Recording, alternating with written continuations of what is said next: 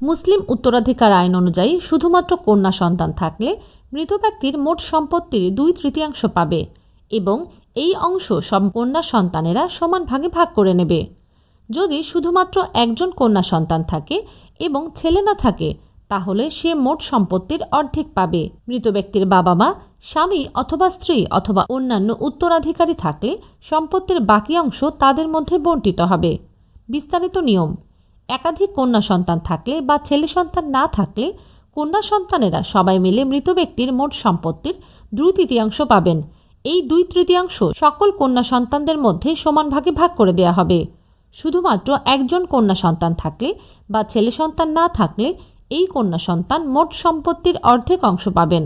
বাকি অংশ কন্যা সন্তানের ভাগ হওয়ার পর যে সম্পত্তি অবশিষ্ট থাকবে সেটি মৃত ব্যক্তির বাবা মা, স্বামী অথবা স্ত্রী এবং অন্যান্য নিকট আত্মীয়দের যেমন দাদা দাদি, ভাই ইত্যাদির মধ্যে বণ্টিত হবে, যা অবশিষ্ট ভোগী হিসেবে পরিচিত। গুরুত্বপূর্ণ বিষয়: এই নিয়মগুলো মুসলিম পারিবারিক আইন অনুযায়ী প্রযোজ্য। উত্তরাধিকার বণ্টন ও সম্পত্তির অংশীদারদের নির্ধারণে মৃত ব্যক্তির পরিবারের সদস্য এবং তাদের সম্পর্ক অত্যন্ত গুরুত্বপূর্ণ।